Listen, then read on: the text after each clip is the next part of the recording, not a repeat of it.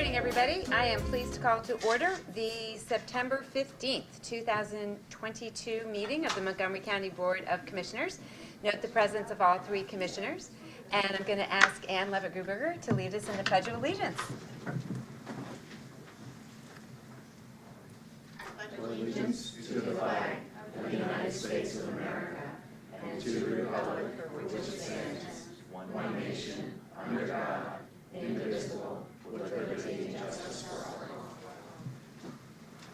Thank you. All right, we will start with opening commissioner comments from Commissioner Lawrence. Okay, I have an announcement about the upcoming election, which will take place on Tuesday, November 8th. The offices on the ballot will be U.S. Senators and U.S. Representatives, Pennsylvania Governor and Lieutenant Governor, the entire State House of Representatives, and some of our state senators. And voters will have several options to cast their ballot. They can vote by absentee ballot, mail-in ballot, or in person. The deadline to register to vote for this election is October 24th, 2022. The last day to request a mail-in or absentee ballot for this election is November 1st, 2022. And if you want to check to see if you have already applied for a mail-in ballot, you can go to vote.pa.gov. And if you have not, then you will need to apply for that. You can visit the Voter Services website at any time at www.montcopa.org/vote-by-mail to apply online, download and print an application to mail Voter Services, or make a request to have your application mailed to your home.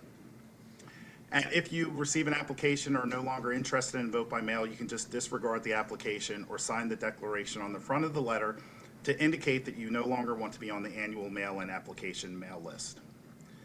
For all information about voting and this election, please visit www.montcopa.org/voter services or contact Voter Services at 610-278-3280. And Voter Services will be hosting a voting town hall on Wednesday, September 28th at 6 p.m. As chair of the Board of Elections, I will be on the call in addition to our Chief Election Clerk, Lease, and the Director of Elections, Dory Sawyer, to answer questions regarding voter registration, applying for an absentee ballot or mail-in ballot, or becoming a poll worker. And you can find more information and register for the town hall at www.montcopa.org/voting-town-hall. Okay, thank you very much. All right, we will move on to public comment on matters appearing on the agenda. Mr. Stein, would you read the rules, please? Absolutely. All speakers should sign into the meeting on the sheet available with Ms. Francisco or virtual as indicated by Ms. Francisco. All speakers should come to the podium if they are physically able. Speakers should identify themselves by name and municipality. All public comments must be relevant or germane to county business. Under the law, this means that the subject matter of all comments must be limited to items or issues which are currently before the Commissioners for consideration or which may come before the Commissioners for consideration at a future meeting. Would you like to state the nature of your objections?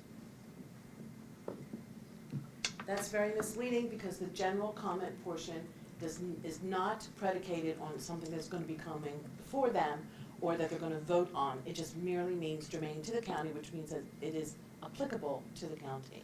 Thank you. Your objection is noted. Okay, and the other... Ms. Francisco, if you could please start the clock. If you're going to continue, you're going to start using your time. That's actually illegal because now you're... You cannot take someone's time away by making an objection. The objection has been noted. Anything beyond this, and you're using your public comment period time. No, I'm still objecting because this is... Your objection has been noted, and as it has been noted in the past. The language that you're referring to is actually taken directly from case law, so there's nothing more further that I can do for you. Show it to me. And the other part was, it says a reasonable amount of time for comments, and 2 minutes is not reasonable. So I'm suggesting that today we start with 5 minutes per comment. Thank you.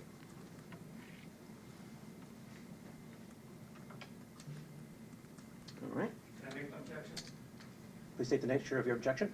To piggyback on what the previous speaker was saying, I spoke to the Office of Open Records, and they mentioned that the limitation of 2 minutes or 3 minutes or whatever is just a suggestion, and it's based upon the significance of what you're talking about and the amount of people in the office or making comment. So your objection is to the time. The time, correct. And your objection is noted. Okay. I realize it's noted. If you would like to make comments about these issues, you can certainly do so during the public comment period, but you cannot filibuster the meeting by continuing to make objections. So again, understand. I'll ask Ms. Francisco to start the time if you would like to use your time.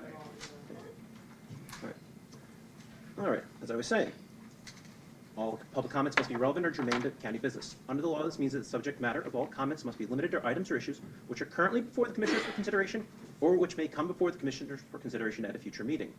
Whether a matter is germane to county business is a determination to be made by the county solicitor. A time limit of 2 minutes will be monitored, and county staff will respectfully request speakers to conclude their comments if the speaker goes beyond the time allotted. The board is not required to respond to public comments during the course of the meeting, so the public is reminded this is not an opportunity for dialogue and questions and answers. The board chair may direct appropriate county staff to follow up on any questions or additional comments after the meeting. Disruptive behavior, including, but not limited to, yelling from the seats, arguing whether a matter is germane to county business once the solicitor has made a determination of such, or refusing to yield the floor once time has elapsed and being requested to sit down, shall be grounds for removal from the meeting without further admonishment or warning. The commissioners always welcome written correspondence, comments, and feedback at commissioners@montcopa.org. Thank you, Mr. Stein. All right, we will begin with comment on matters appearing on today's agenda. Ms. Co-Francisco? Sure. First, we have Pauline Braccio.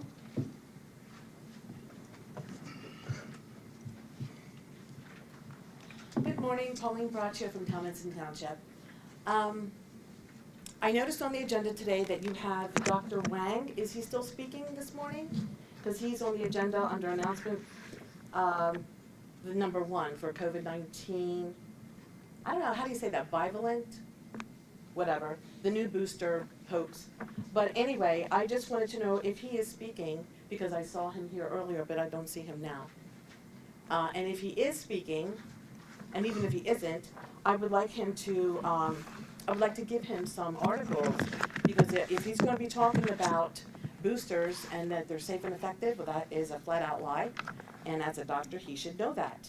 I have several articles here, and I don't have time, obviously, to read anything from the article, but I can give you the headlines.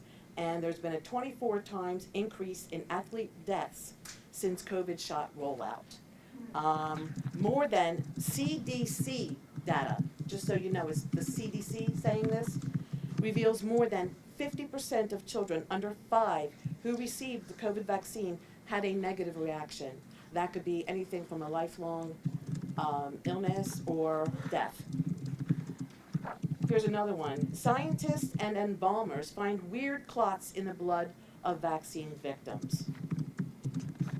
It's official. CDC and UK government data reveal, again, CDC and another country, that the COVID vaccines do not prevent cases or transmission or severe illness or deaths. So the fact that you want to keep pushing this, you know, you call yourself a doctor, and as a doctor, you should be protecting people's health, not insisting that they get these shots where they could actually die or be have lifelong disabilities after that. Thank you. And I didn't even take 2 minutes. Ms. Co-Francisco, next, please. Okay. Next for agenda items, and I apologize if I can't read your name, but it's Jason Lanier.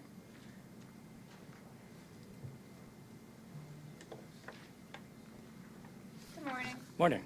Jason Lanier, Lansdale. I wanted to kind of piggyback off what the previous speaker was saying. As the only medical doctor on the board, I'm assuming you took the oath of office or the Hippocratic oath to do no harm first.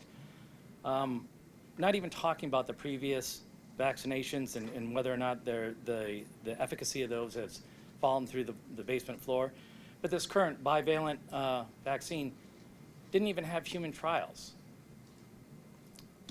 They were only tested on mice, and that's not me saying that. That's a revelation by the CDC. So no human test subjects. So they're not sure what's going to happen going forward.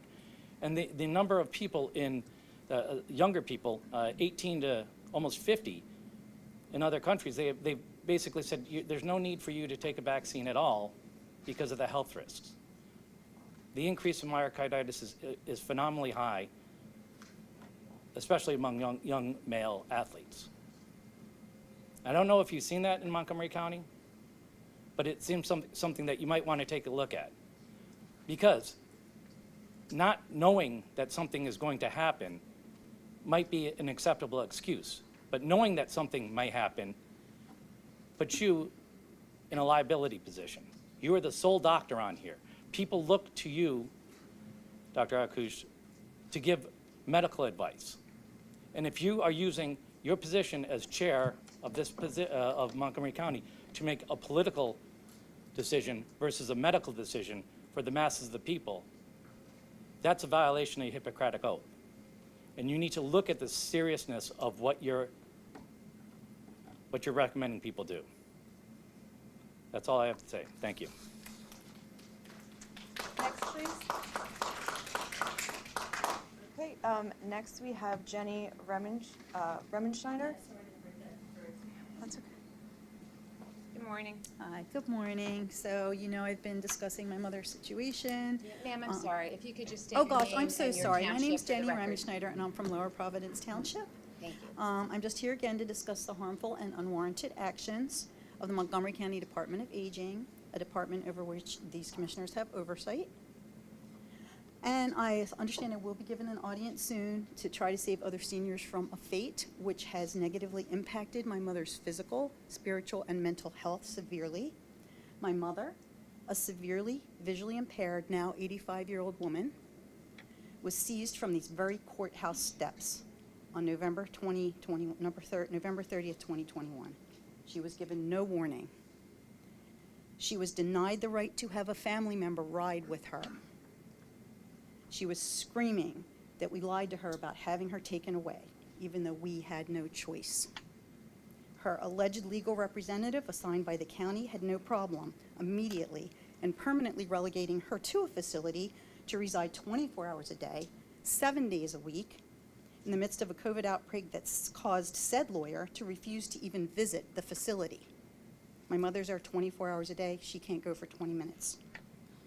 She was assigned a complete stranger to own her, to allegedly oversee her care, the stranger who blames her if she falls, who blames her for her own lack of sanitation. She was denied emergency treatment for a severe wrist break. She was denied emergency treatment for a head injury. She continues to be denied normal mental and physical stimulation. These decision makers are not subject to any review or ramifications. Our over age 60 population is growing. The financial benefits for forcing seniors into facilities is becoming more lucrative. Make no mistake, this can happen to your mother. This can happen to your father. This can happen to you.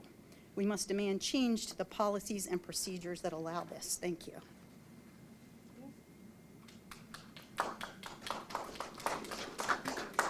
Next, please. Next we have Pauline Braccio for general public comment. So we're done with the, Yes, sorry, Okay, we're we've got back to mine. general. Yep. Wait, I have a agenda. Do you have my name? On the back of the page. Oh, I apologize, David. Go ahead.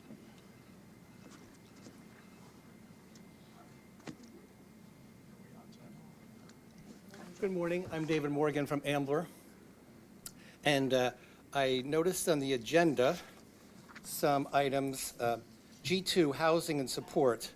So this we've been considering, in light that we have so much spending on the Justice Center, could some money be diverted to help house people in Montgomery County in the light of the great needs we're seeing, which are increasing? If we're taxed to pay for this Justice Center, Commissioner Gale has often mentioned that we need to protect the taxpayers' money as well. So if we're taxed, it's be on something good, because the spending, taxation, inflation cycle starts going more and more, as we see in our economy in the whole country of U.S. Then after the G2, by the way, on G2, one more thing is that we have so many fine workers working out there. I'm so glad they're getting jobs and they're working on the Justice Center, but they could also be doing other things to help the great needs of the county, because it's the largest expense we've ever had, according to Mr. Gale. And we like to see that there's a tally, something that taxpayers know, other than $232 million was spent on Phase 2. We don't know Phase 1 yet. I'm searching that out with the help of Mr. Doton. Then there's training police, K7, maybe police, or maybe helping with the staff to help the police departments. Also, there's K11, temporary staffing services. I don't know what that is. But I also want to see the really positive thing, too, the county's doing is the Montco Mamas program. And I encourage Dr. Arkoosh to direct people to the Children's Hospital website. If you go under first trimester, you'll find the wonderful benchmarks of fetal development and also the mother's development with a child. And I think we should be a life-affirming county. We should consider adoption as a really great, wonderful, loving thing. Jesus said, "Bring the children to me." Children are valuable. We should consider the unborn child's amazing development in the first trimester, even by 8 weeks. It's called a fetus, which means offspring. Morgan, your time is up. So I think that's really valuable. Okay, we do have one more agenda item, public comment from Kim Henderson, who is online. Kim, if you just want to unmute there. Good morning, Kelly, can you hear me? Yes. Good morning. We can hear you. Good morning. Okay, great. Good morning. Kim Henderson, East Norriton. President Ronald Reagan has been quoted saying, "Government does not solve problems, it subsidizes them." And the most terrifying words, "I'm from the government and I'm here to help." Dear commissioners, we the people are here to every commissioners meeting for most of the past year because we are not satisfied with how our county government has been run. This is our job because we the people are your bosses. You use our taxpayer money to fund projects that don't seem to be working and in some cases are unconstitutional. We the people realize many levels of government are not being run by the people for the people. When I take the time out of my workday to express my concerns, I expect to be treated with respect, as do my fellow citizens in the room and on Zoom, as well as others who cannot attend but email you. Meeting after meeting, especially September 1st, public comments were met with adversarial animosity by the commissioners. We were even told that voicing our concerns was a waste of time to even come here. My concern on the agenda is the amount of money being spent by this county government for mental health, drug recovery, and homelessness with no resolution or end in sight. And the answer seems to be to keep throwing more taxpayer money at it. I object and demand a public audit of every dollar spent on every project and service. I also demand a public apology from the commissioners. Thank you very much.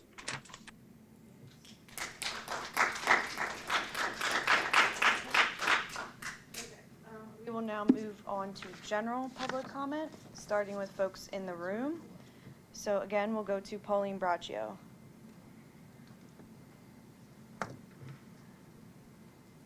Pauline Braccio, Townsend Township. You just mouthed to Ken that you don't know what she's talking about. You know, half the time you're like in a trance and you're not even listening, you're just waiting for this period to be over with. And then you have a big smile because then you can move on.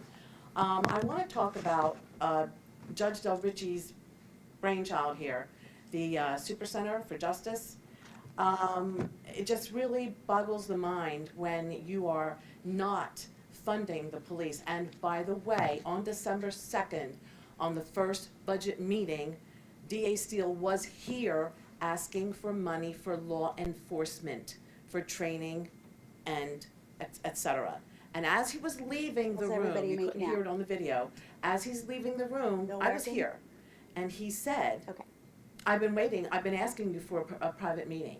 So you so disrespected the DA Steele. You want us to respect you, and yet you treated him shamefully. And yes, he did ask for money for law enforcement. It was only a couple of meetings ago that he was here for the salary board to ask for money for ADA, which you did give him. Now, Del Ricci, Judge Del Ricci, there was a case, child porn possession, ends in probation. You know, I can't read the whole article to you, but basically this guy has a ton of child porn on his computer. Ms. and Braccio, the commissioners don't handle criminal justice matters. No, but they handle the judges, number one. Number two, I'm talking about the justice. The judiciary is a separate branch of government. Give me back my time if you're going to interrupt me. You're actually getting it because it didn't actually reset properly. What I'm asking for is clarification as to why this monstrosity is being built when you are denying the proper funding for law enforcement. especially when the judges don't even keep them in jail. They pled this down to one count. They took his computer. He could be home, but his wife has a computer that obviously he can use. So it doesn't make any sense. And another guy was sent for, raped a 13-year-old in his home because he was under house Ms. arrest. Braccio? Yeah, I got it. Thank you. Next, we have Ken Souter. Good morning, Ken Souter. I'm from North Wales. Here to talk about the drop boxes and the elections. And I just saw a poll this week where a majority, a large swing away from confidence in our voting, both Democrat and Republican. We do have a problem here.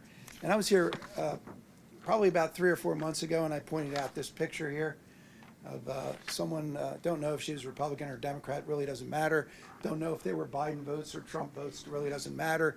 What matters here is she's got a lot of votes stuffing into this, and as far as I know, that's illegal unless you have one of these authorized forms. Is that correct? For one person. Mr. Stein, could you just briefly address? Could I please just know? Yeah, we'll give you your time. I just Okay. want to put this one to rest, please. So, yeah, if we can just pause the time. Pause, please. So, yes, those designated agent forms were included in each of those with the ballots that were placed in there by that individual. Is there any way a citizen could come in and see those forms for each one of those? I'll have to check. There are certain records that are available for public inspection following That would go a long way to So restoring we'll have somebody confidence. follow up with you about what is and is not available on that to allow. Okay, for I public would inspection. appreciate knowing that because that is an invitation to fraud, if you would agree with me. And is a very, very dangerous thing to our Restart the democracy. time, please, Ms. Francisco. Thank you.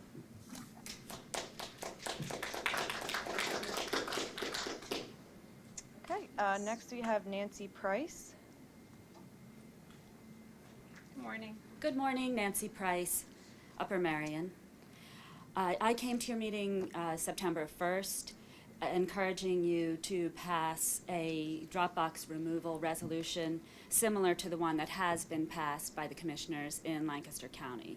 And I just wanted to be clear, it was passed, so commissioners do have the authority to remove these boxes.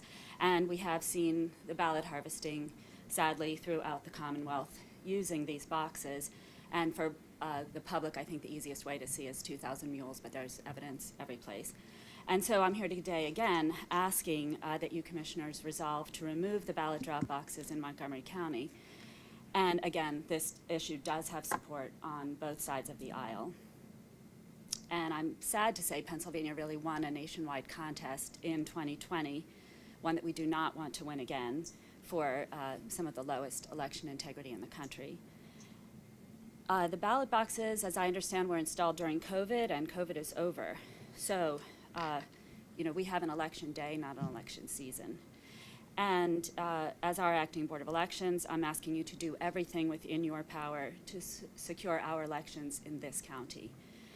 To make this easier, I have emailed each of you a copy of the Lancaster County resolution, which I edited. There were extraneous things in there not applying to this county, as a sample for you.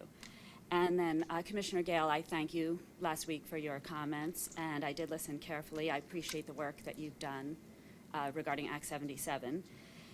But you didn't address the drop boxes, and my request is not related to Act 77. Act 77 has nothing to do with drop boxes. The ballot drop boxes are in control of the county commissioners. The commissioners do have the power to get rid of them as a singular issue. And it is reserved to the commissioners to determine how many and where these ballot drop boxes will be located. So again, removal of the boxes is within your authority, and I strongly urge you, especially Commissioner Gale, to propose this resolution to support your constituents. Thank you. Next we have Loretta Wampole.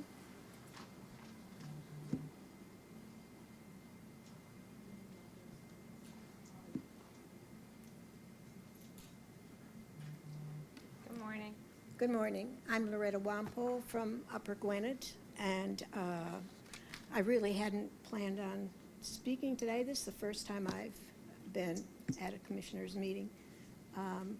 But I would like to state that I just came from North Carolina. We have early elections, and we do have 2 weeks of early elections. I worked on the boards there.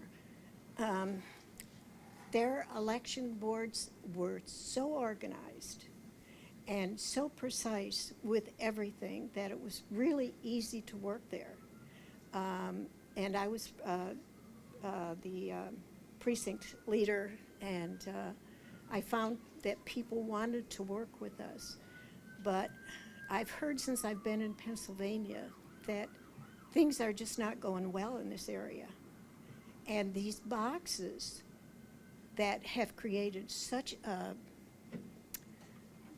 division between the parties and all is really to the whole country not an advisable thing. So I would just ask, please, that you take away these boxes so that people will feel more secure in the elections that they're doing. So I appreciate all that you're doing, but we do need help here. Thank you. Next, we have Samuel Wampel. Good morning. Thank you for letting me speak this morning. Appreciate it very much, all of you. I'd like to take my 2 minutes to discuss comments made that there is nothing that can be done by the... But you do need to state your name. Oh, yeah, sure. Thank you. I thought everybody knew me by now. That's Yes. not the point. Stanley Casascio, White Marsh Township. I'd like to take my 2 minutes to discuss comments made that there's nothing the Montgomery County Board of Commissioners can do regarding the election registration rolls. That is untrue. Under Title 25 of Pennsylvania statutes, which is the election code, not only do you have the right, you have sworn obligation to maintain accurate and true voter registration rolls. The fact is, historically, since our country was founded, elections have been rigged time to time. From the Democratic-led Tammany Hall in New York that did it for almost 150 years until LaGuardia was elected, by the way, he was a Republican, to the solid Democratic-controlled South, which physically prevented people from registering Republican or any party for almost 200 years. I'm presenting you today a partial list of thousands of people that are on the voting rolls of Montgomery County that should not be there. I'm here to tell you that we will be watching, and we will be presenting more names and addresses that should not be on the voter registration rolls. And we'll be holding all of you fiduciarily responsible if these people are found voting. Clearly, 50% of this nation, made up of Democrats, Republicans, and Independents, feel that there is something intrinsically wrong with the fairness of our elections. All you have to do is look at the nightly news and see that. The only difference is when Democrats complain about rigged election, nothing happens to them. But when conservatives and Republicans complain about elections, their homes get raided, their phones get taken away, they're called terrorists, they're told that by some Democratic leaders that they should be taken out, arrested, and put in solitary confinement, and sometimes worse. This has got to stop. We are all neighbors here. All of us are neighbors. We respect each other. We're supposed to. It's about fairness.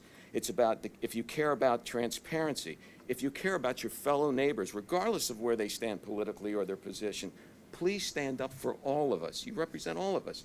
I beg you to do what is right for the sacred gift of democracy that we know in this country. Our country's survival depends on the honoring of their pledge to protect the Constitution of our country, Pennsylvania, and our community. So please, please, please, I beg you to clean up the voter rolls as soon as you can. And I'd like to approach the solicitor and give him that list.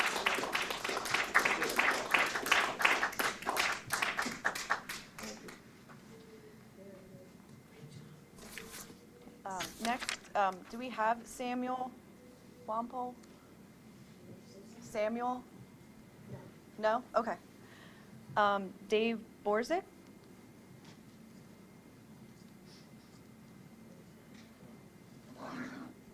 I'm Dave Borzik, Lower Pottsgrove. I apologize. All these people are talking about the community. I came to ask a question about myself. I retired from Montgomery County Correctional Facility honorably, and there was an agreement signed in July that there was retro pay paid January through May. Those days I worked, and I was told because I retired on June, I would not get that pay. I asked to see a copy of the agreement, and no one has been able to provide it or show it to me to say why I don't get paid. Now, I'm not here to beat you guys up. You have a tough enough job as it is. I'm just here to ask for what I worked. I worked from January to May. I should get that retro pay. I'm retired now. I retired from the military. I'm still working, as you can tell. I think this community is a great community, but I think sometimes retirees fall through the cracks.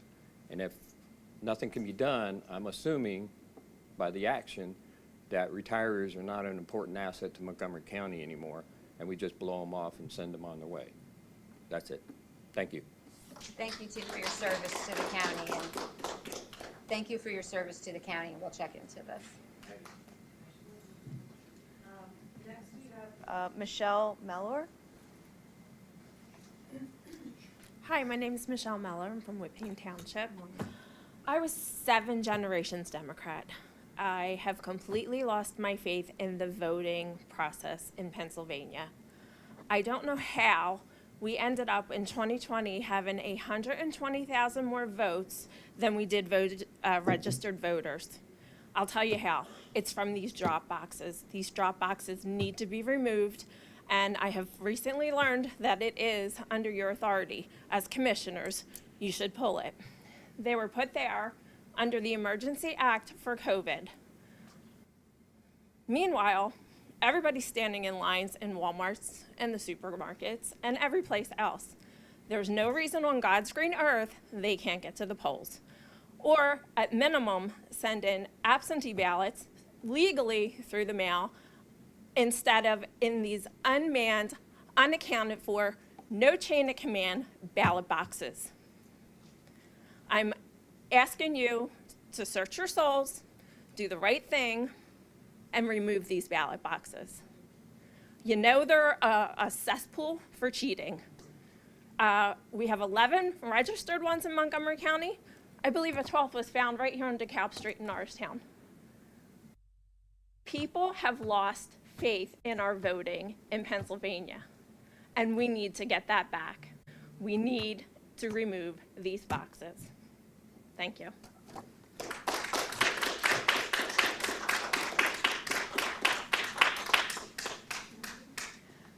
Okay, next we have Jason Lanier.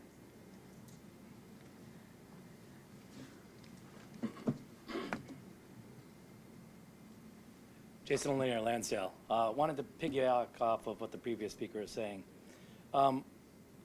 We started mail-in ballots, the primary of the 2020 election, if I'm not mistaken. Right? Or was it before that? 2019. Has there ever been a clean count of mail-in ballots? Has there ever not been a problem with mail-in ballots? Any election? Has there ever been an audit of mail-in ballots versus registered voters about number of mail-in ballots? Number of mail-in ballots versus how many were received in? These are pretty crucial questions.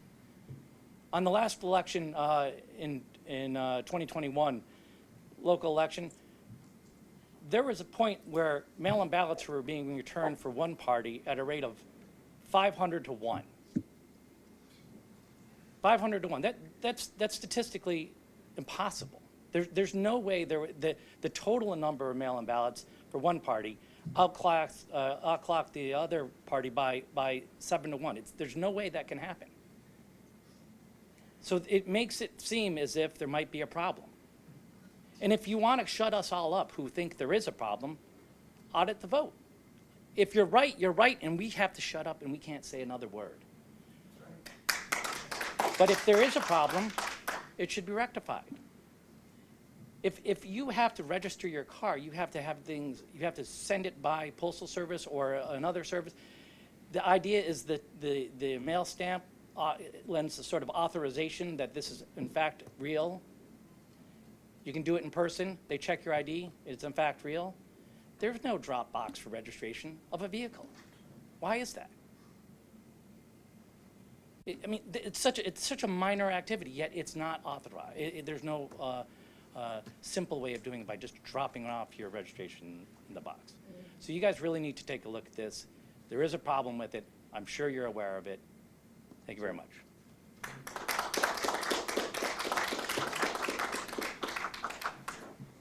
Next is Kevin Sklogun. Good morning.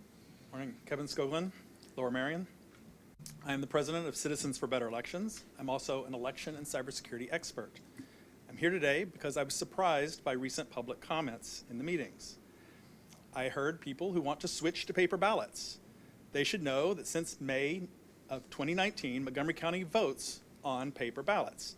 And it's thanks to the commissioners that we already have the gold standard. Every ballot can be recounted and audited. I heard people ask to ban drop boxes. I'm not sure that they realize that that would push voters to use US postal drop boxes instead, which are less secure, unmonitored, slower, and don't go straight to the county. It would not end vote by mail, it would just make it worse. I heard people ask to hand count ballots. They should know that hand counting is slow, expensive, and inaccurate. On average, hand counting takes 7 seconds per contest per ballot. If we imagine 500,000 ballots with 10 contests, and we imagine 500 teams of 3 workers each, so that each team is counting 1,000 ballots, after you figure out where to put all those people and all those ballots, it will take 19.4 hours to count them all, basically paying 1,500 people to work 3 days. Butler County recently hand counted 1,661 ballots, and it took 18.5 hours, and the people made 2 errors. The scanners scanned the same ballots during the election, no errors, no extra time, no extra costs. They should also know that all Pennsylvania counties do post-election audits to check those machine counts. We don't blindly trust them. Instead of hand counting, what we need is for the legislature to improve and expand the post-election audits that we already have. I also want to acknowledge the hard work of everyone at the county and at Voter Services. Over the last 5 years, you've taken on so many challenges: a new voting system, redistricting, Act 77, COVID, RLA pilots, and more.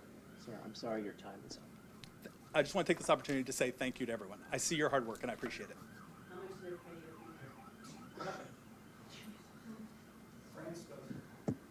Next, I apologize, I cannot read your writing, but I think it's SK from Lower Merion.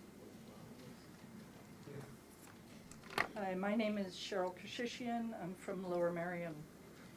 I have been a poll worker for the last 5 years. The last 3, I have served as judge of elections.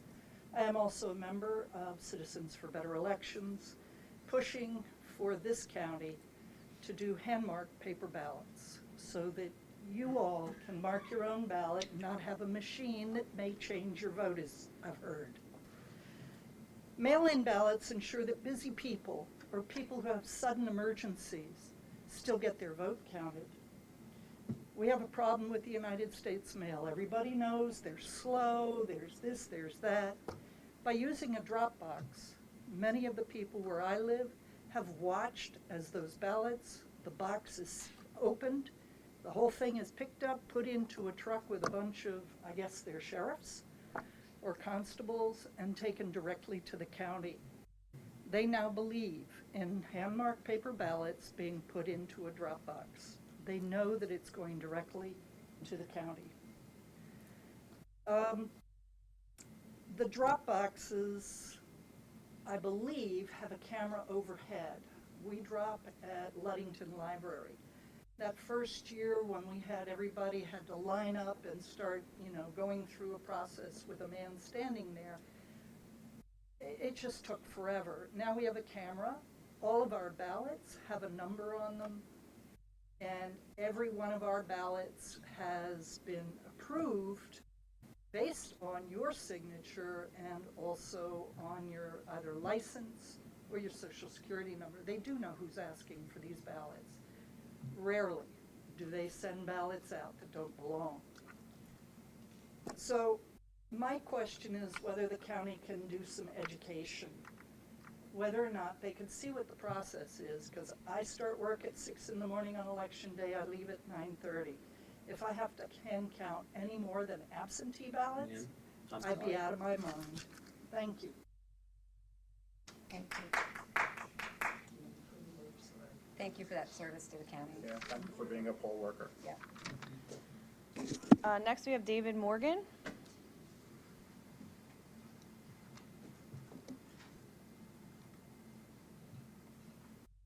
David Morgan from Ambler.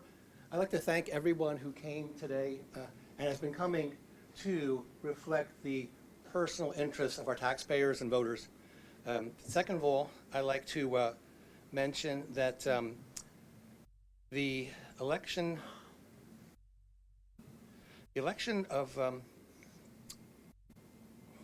board was on June 6th on the website, and the title for both Mr. Lawrence was chair, Commissioner Lawrence, and Commissioner Arkoosh was vice chair. So if you are concerned about the elections, if the chair did not sign in the minute 37, nor the vice chair, the award for the students, then the impression to me, not as a ballot counter, but as a chair, that chair should be fair and have Commissioner Arkoosh part of the signing, the chair, not the ballot counter. The next point I'd like to make is related the question about police. I advise everybody to consider minute 9.45 to minute 13 of December 2nd, 2021, the budget hearing, and we had our DA come, Mr. Steele, and he said that he was concerned about funding because the DA's office serves 50 police departments. That's the county's role in giving support. And he mentioned that the county is down 34 in staff, which is a lot of people, I would think, to support our police officers in each police district. I think that it's really, he presented it quite seriously because it's a crisis in recruitment and retention in law enforcement.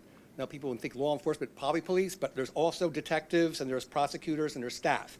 But he mentions this shortfall and unfunded mandates during preparation for trials.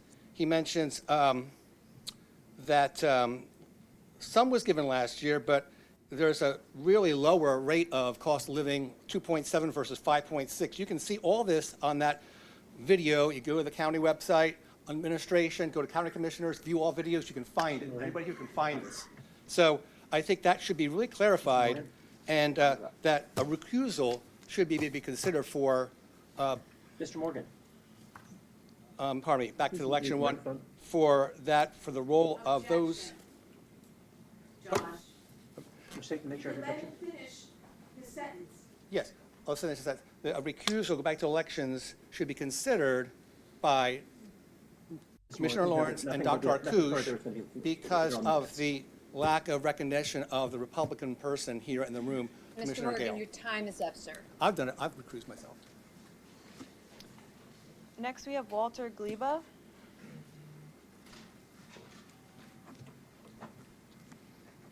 Good morning. Good morning. Walter Gleba from West Conshohocken.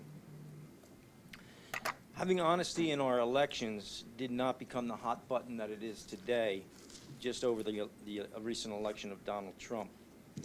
We can look back to 2016 and note there was charges by Hillary Clinton and Democrats of Russian collusion, leading to the call of Donald Trump being an illegitimate president. We look back further, 2000 with Bush versus Gore. Vote counting in that election also brought in many calling Bush an illegitimate president. We can go further back to 1960, Kennedy versus Nixon, allegations against Kennedy for fixing vote tallies in that election. So the point I'm trying to make is we have questions about our voting procedures that go way back. I think as we're always going to have that.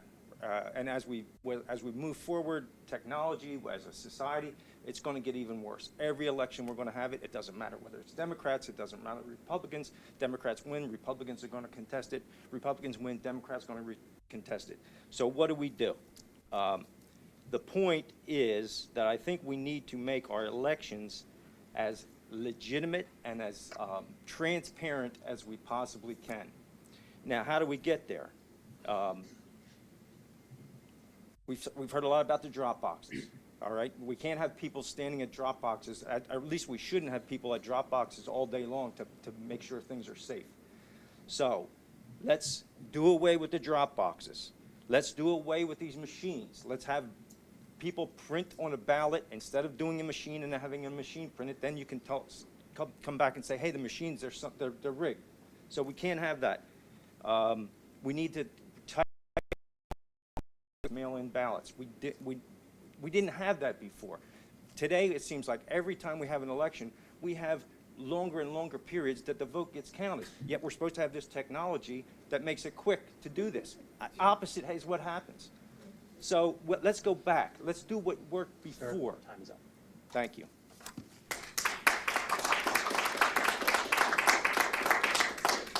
That concludes our in-person comment. We have a couple people online that we'll move to for general public comment. First, we have Kim Henderson. Kim, if you want to unmute there. Yep, I just did. All right. Good morning, Kim Henderson, East Norriton. We the people express concern meeting after meeting about voter integrity, lack of transparency, safe and secure elections. We the people have presented concerns about inflated, outdated voter rolls, including deceased and voters who have moved out of their voting precinct even up to 10 years ago. After canvassing, we the people have found numerous deceased and moved also voted. We the people demand that the drop boxes be removed by the county. I second Stan Casasio's statement. I also wanted to address Ken Souter, who talked about designated agent forms. We the people have done right to knows for designated agent forms and ballot images, only to be denied for those right to knows. Ken, I'd be happy to talk to you about that further. Nancy Price, I support and second your resolution. Commissioners, it is within your authority to please get rid of those drop boxes, as numerous people have expressed their concerns here today. We demand safe, secure, transparent elections, and numerous people in the room today have expressed their concern and lack of trust in our voter integrity. So I look forward to seeing the commissioners, or I'm sorry, the Board of Elections sometime soon. Please put that next on the calendar so that we can express our concerns to you as the Board of Elections. We will see you at the town hall, and we hope to be able to have further discussion about our concerns. And by discussion, I mean an actual conversation rather than us just being able to express our concerns. Thank you very much.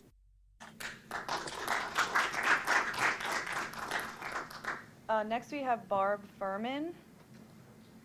Barb, you just can unmute yourself. Hello.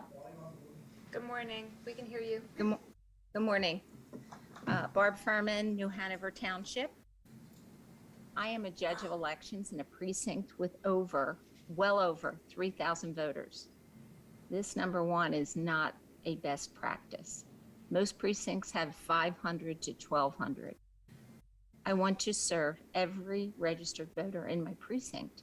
However, I have little access or information to verify the mail-in ballots. Before 2019, mail-ins were processed as well absentee at the precinct with local control. Now it is required to man 426 polling sites with about 6 people, and the mail-in processing center, many more workers needed, where few know for sure whether votes are coming from the specific voter, with no required signature verification. This certainly has little in the way of transparency. The voters demand eliminating drop boxes. Mail-in should be processed at their precinct with signature verification. Votes should be counted that day and that night. Satellite offices should be questioned as to equal protection for in-person voters. Of the over 600,000 registered voters in Montgomery County, which apparently represents over 90% of eligible residents, these rolls are fraught with problems. We We are watching, and we care about Montgomery County voting system, and will expect answers on all of our concerns. Thank you.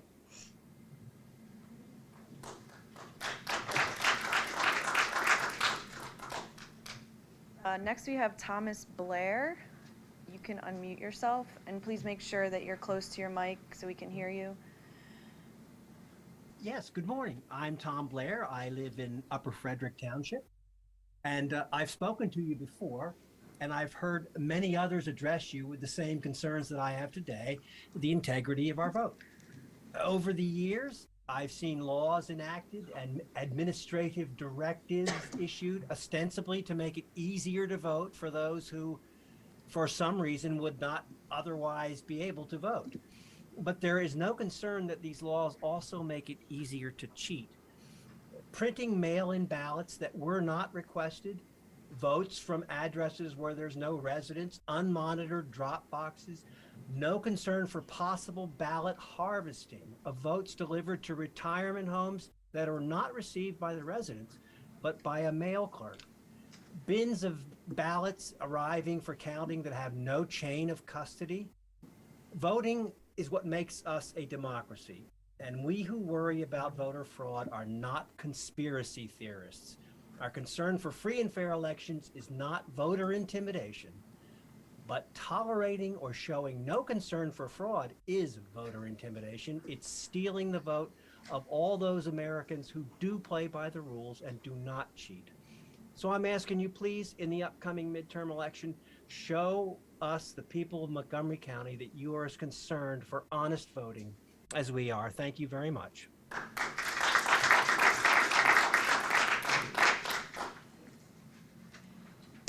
Okay, next we have Maureen Laska. You can unmute yourself. Okay, can you hear me? Yes, we can. Good morning. Good morning. Yes, I just want to, Marlene Laska from Upper Providence Township, Oaks Precinct. I just want to register my concern also, as other speakers have said, about the need to eliminate drop boxes within the county.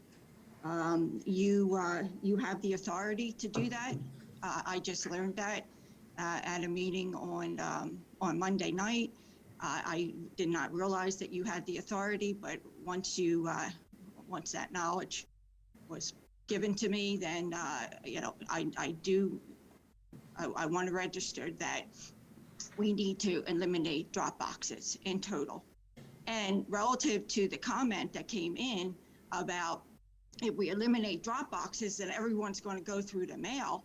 No, because in the Pennsylvania Constitution, there is only one paragraph on absentee voting, and that paragraph does not say mail-in votes are allowed. And the Act 77 put in the mail-in voting for the county that was unconstitutional relative to the Pennsylvania state constitution. So no, we got to get back to, it was not done, the process was not followed as to how you modify the Pennsylvania Constitution. So we have to get back to the Pennsylvania Constitution and only have absentee ballots, no mail-in ballots, and there is definitive reasons for, you have to have a definitive reason why you are using an absentee ballot. So that's my comment. Thank you.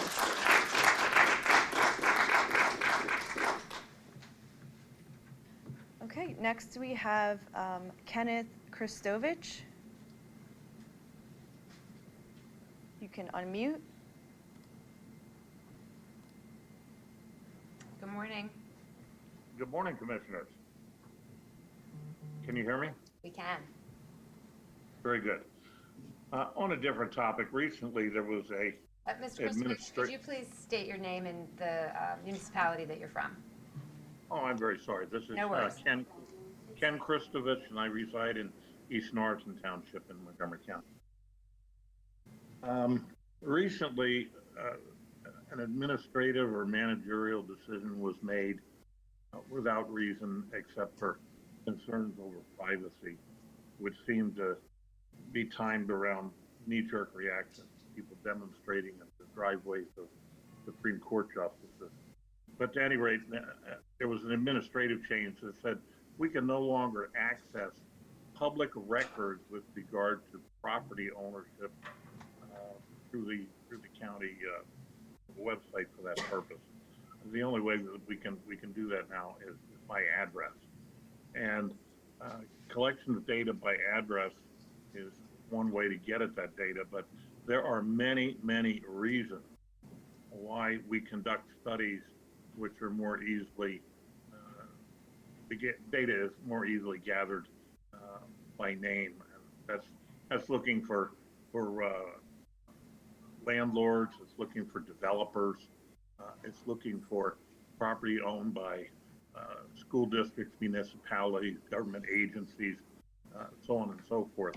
And so this administrative ruling has barred those investigations. So, and I copied each of you on an inquiry to ask for an explanation, and it was kind of a dead end.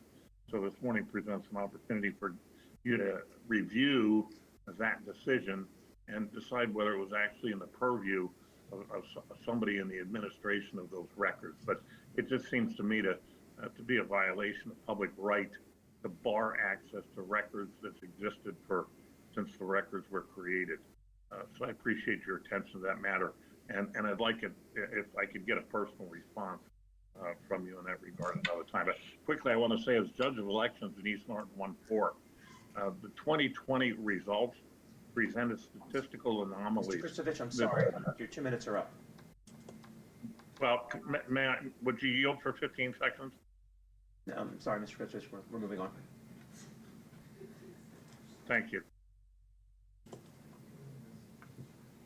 Okay, that concludes our public comment. Thank you. I would like to just take one moment to once again address the members of the public, specifically when it comes to restoring election integrity. I have for a long time been staunchly opposed to mail-in voting. This is dating back to 2019 when Act 77, when that was initially passed, which allowed for 50 days of no excuse mail-in voting. And ever since then, I've opposed everything associated with mail-in voting. I voted against purchasing the drop boxes.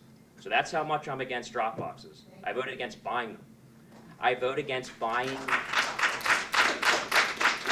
purchasing the mail-in ballot, the actual paper. I vote against buying mail-in ballot envelopes. I vote against the real estate lease agreement with the mail-in voting counting center that we never had prior to Act 77.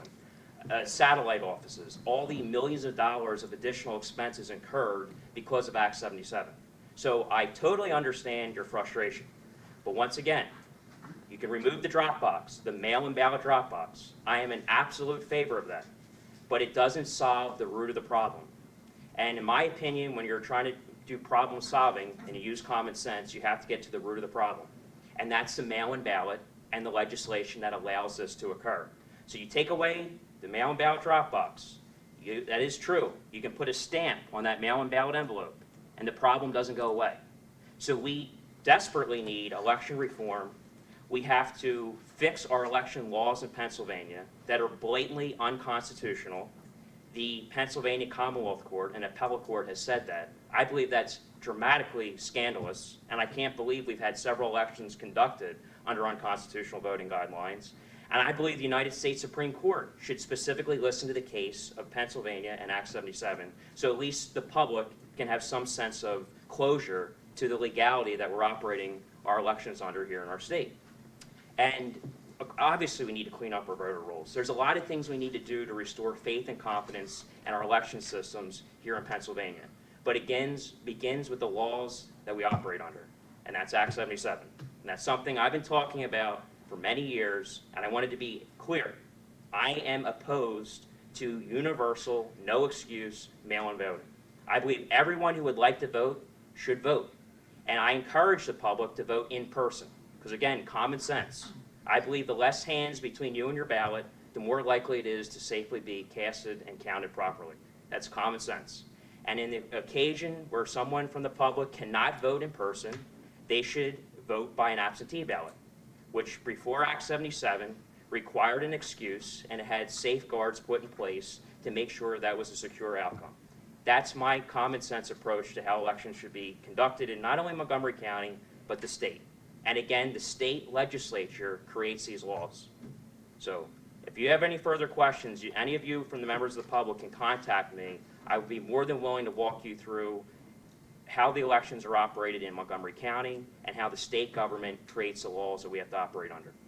But again, thank you. We went on for over an hour with the public comment. I understand your frustrations. I hear you loud and clear, and I do the best I possibly can to make sure your concerns are addressed on this board. And if I made an attempt to make a resolution similar to Lancaster County with the removal of drop boxes, which again, I oppose purchasing, that's a step forward. It's not going to solve the total problem, but I won't even get a second on this board.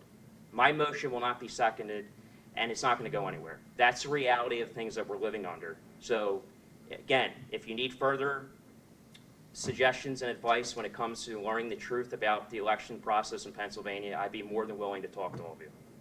All right, thank you. To the public. Can we hear from the other board members how they're justifying these drop boxes? We would like to hear your It's time for us to move on with the meeting. Thank you. We'll move on to approval of the minutes. I will move to approve the September 1st, 2022. Excuse me, ma'am, please. I will move to approve the September 1st, 2022 minutes of the Montgomery County Board of Commissioners meeting. Is there a second? Second. Second by Commissioner Lawrence. Any board comment? Hearing none, we'll move to a vote. Are there any negative votes? Hearing none, the minutes are approved. All right, we were going to have a presentation by Dr. Al Wong, who's our Chief Medical Officer and Regional EMS Medical Director in our Department of Public Safety. Here, I'm just going to. Dr. He's Wong gone. was called away to an emergency, and so we will have that presentation moved to next week. But for those who are interested in obtaining a COVID-19 bivalent booster vaccination, we will put up on the board here briefly, if Kelly's able to. You're juggling a few things over there. The hours of our clinic, which is probably, you cannot read that. Maybe you can. But suffice it to say that clinics are open for individuals who would like to make an appointment and head over and get a booster. We have both Moderna and Pfizer boosters available. And while I haven't gotten mine yet, I look forward to doing so in the next week or two. And we'll get more information from Dr. Wong next meeting. Next, we're going to move on to an update on some of the challenges that are being faced by individuals experiencing homelessness in our county. We've spent quite a bit of time on this in the last couple of meetings. And as I previewed at our last meeting, Ms. Kayleigh Silver, who's the administrator for our Office of Housing and Community Development in Health and Human Services, is here to give us a pretty comprehensive update on what is happening right now.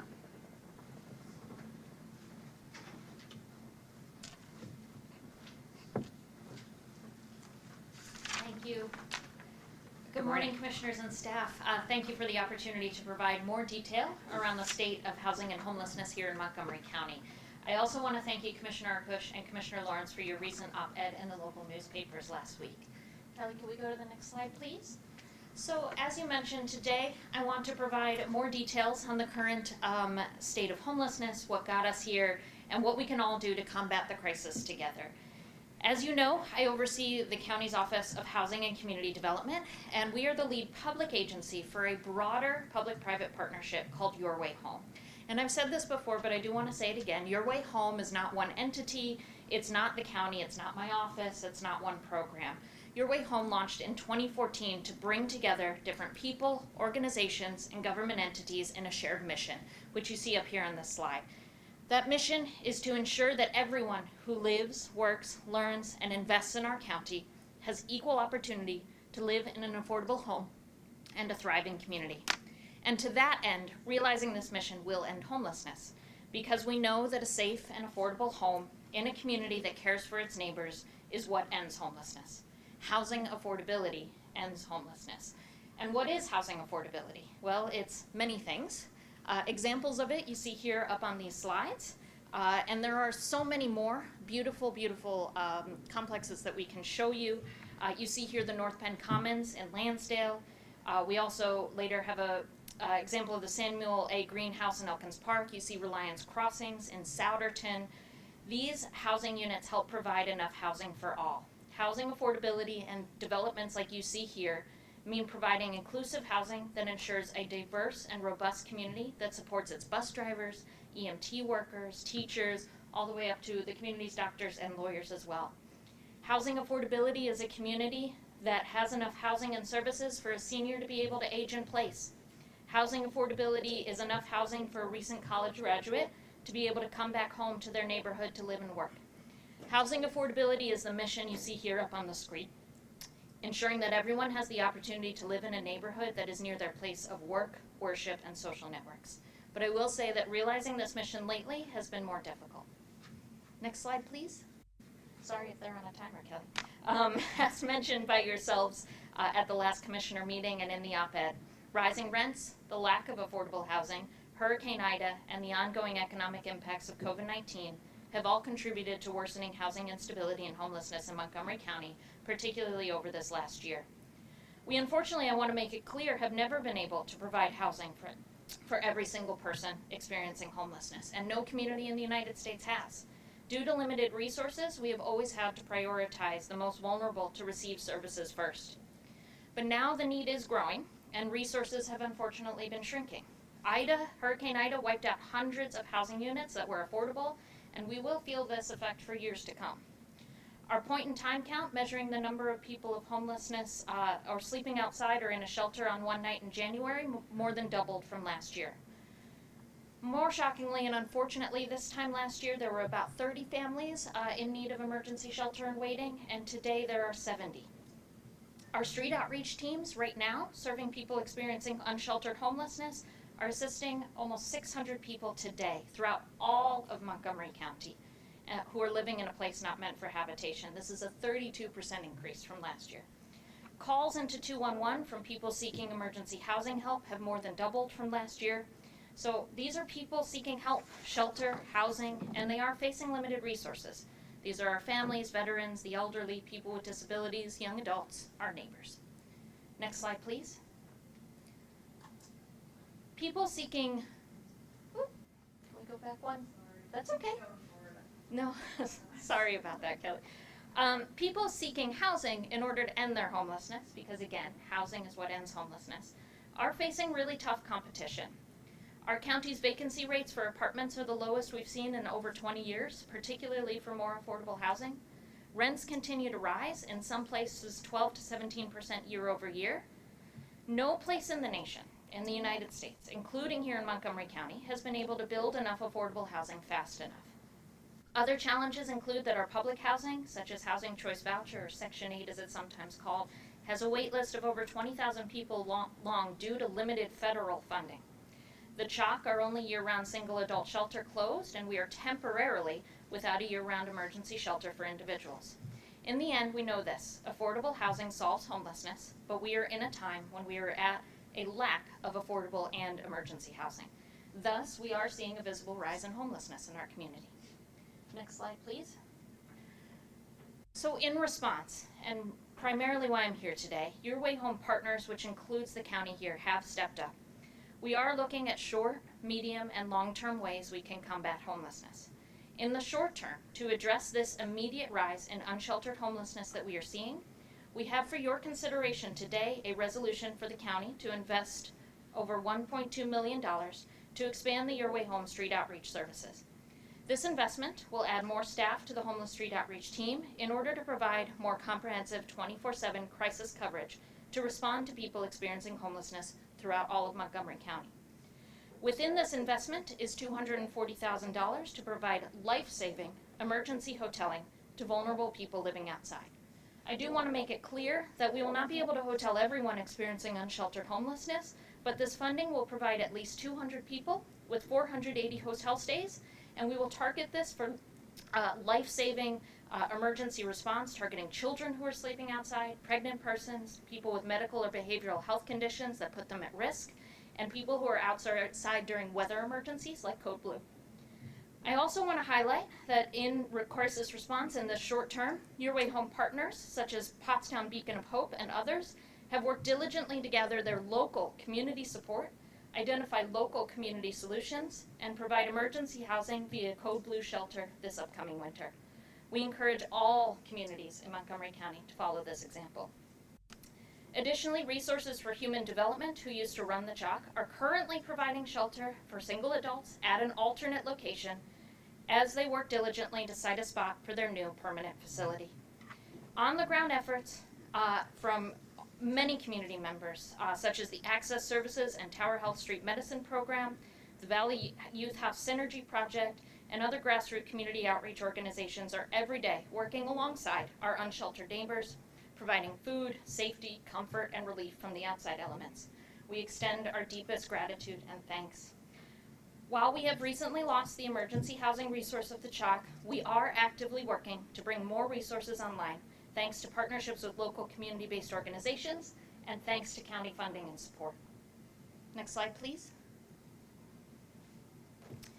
As mentioned previously, what really ends homelessness are the upstream efforts and systems change that address housing affordability and homelessness prevention. So while I'm so pleased to talk with you about the work we are doing to address the crisis we are seeing now, it is also important to highlight the medium and long-term efforts Your Way Home, with the county's support, is undertaking. We must invest our time and money in a both-and approach, responding to the current crisis to provide relief, while also investing time and money into long-term, effective solutions towards full recovery and the solution to ending homelessness. To that end, Homes for All is an initiative under Your Way Home that is working towards increasing the stock of affordable housing and economic opportunity to Montgomery County residents.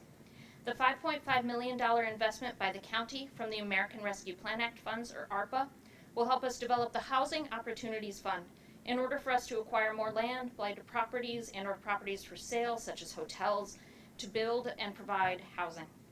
Additionally, $4 million has been invested to continue the successful Eviction Prevention and Intervention Coalition, or EPIC, which provides legal support, social services, and financial assistance to households facing eviction. $1 million in an ARPA investment will expand the county's first-time homebuyer program, which provides down payment financial assistance for households buying their first home in Montgomery County. ARPA investment overall has invested more than $32 million in funding to support longer-term solutions around housing, providing housing opportunity, and to support initiative of our partners. Finally, next slide please. Here is our call to action. As a reminder, we can't do this alone. While the county has invested resources in the short, medium, and long-term solutions to the housing and homeless crisis, one system and one source of financial support can't do it alone. As you mentioned in your op-ed, a lot of work can be done at other levels of government, as well as with partners who wish to see change. Homelessness is a countywide problem that will take an all-hands-on-deck approach in response. If you are an individual interested in helping, we encourage you to embrace housing development in your local community and really promote providing emergency, temporary, and permanent affordable housing in your local neighborhoods. We call on individuals to talk to their elected leaders, to inquire how their local neighborhoods and their local leaders are caring for our unsheltered neighbors. If a neighbor or yourself hits a financial crisis and are facing eviction, what supports and services are available locally in order to prevent any further trauma or displacement? Individuals interested in helping are also welcome to volunteer or donate to Your Way Home. Donations help with basic needs and increasing support for our neighbors experiencing homelessness. There are also many volunteer opportunities to assist people to find housing or to provide emergency relief or food. Landlords are also a crucial part of the solution, and we have a call to action for landlords as well. If you own a property in Montgomery County and are interested in leasing to a person in need, please visit www.yourwayhome.org/landlord-information. Again, that's www.yourwayhome.org/landlord-information. If you are currently renting a unit, contact us to find out ways you can participate in emergency rent programs. Your Way Home participating landlords receive timely payments and financial support, have lower vacancies due to having a consistent resource of providing tenants to your units, and save on the cost of marketing. Lastly, if you are a leader in your community, such as a faith-based leader or someone who runs a nonprofit in a local community, consider providing volunteer support for the homeless, such as providing food and shelter on Code Red or Code Blue nights. We are really looking and calling on our faith leaders and other leaders in communities to provide the much needed support during this time of need. Please consider, if you are a faith leader, using your place of worship and your volunteer support to provide shelter and support in your local communities, particularly on cold nights. Oh, sorry, can we go? Thank you. Commissioners, we have more calls to action here, but I'm going to quote part of your op-ed. It was my favorite part, and it's so true. If every one of the 62 municipalities in the county ensured that some affordable housing units were being built in their community, and if every municipality in our county ensured that they just had a few emergency beds in place for those in crisis, we could largely solve this problem. Recently, I want to give you an example of that. A municipality reached out to me and I was able to provide them with local data around their local community needs. Rent increases in their zip codes, increases in eviction filings in their courts, increases of calls from their residents into 211 for help, and the work street outreach is doing with their residents. This localized data helped to begin to paint a picture of their local need and to drive conversations at a municipal level of how that need can be addressed by the local community.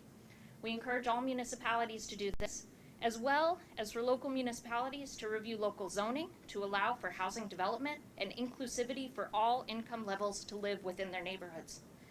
At the state level, we call on our legislator to amend Act 137 and remove the funding cap on the Pennsylvania Housing Finance Agency, which will allow for more funding to give towards mixed income housing development and to provide housing for all residents. Additionally, increasing funding for social services at the state level can help alleviate the current crisis. On a federal level, it is important to note that state, county, and local governments and the communities we serve rely on federal resources to meet the housing, homeless, and community development needs of our communities. However, Congress has underfunded these resources for decades. We urge Congress to enact a full-year spending bill with the highest funding possible for housing and community development programs. Last slide, please. Again, we can't do this alone. Your Way Home was created to bring us together. We waste time pointing fingers or trying to figure out who is responsible for what.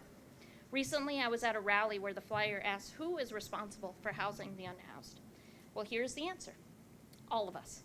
Every single one of us here in Montgomery County. Our most vulnerable women and children live on the street and in cars. Our black and brown neighbors disproportionately bear the burden of homelessness and housing insecurity. These are facts we must all face and challenge ourselves to do our part to address.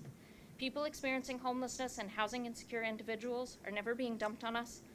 They don't deserve to be further displaced. They are our friends, our family, our workers, and our neighbors. We must support them and find local collaborative solutions to these challenges. If you are a member of the public watching this, I ask that you take the call to action to heart. If you are willing and able to donate, please do visit www.yourwayhome.org to help support the partnerships and initiatives we have outlined today. Thank you so much for your time. Thank you, Ms. Silver. That was really wonderful and inspiring to hear, and really grateful for the leadership that you are providing to this office and to all of our partners who are working out across our community to try to help those that are experiencing homelessness. And I just have to underscore one more time that in the county of this size with 62 municipalities, if every municipality just did a little bit, if they had 6 or 8 emergency beds, and if they had one building of a dozen affordable apartments, this crisis would be solved. It would be done. And I think one of the biggest misconceptions out there as I talk to folks across the county is that many individuals believe that there's no one in their community that is experiencing this challenge. And I urge folks to reach out to your municipal leaders, have them contact Ms. Silver and get the data for your community, because it's everywhere in Montgomery County.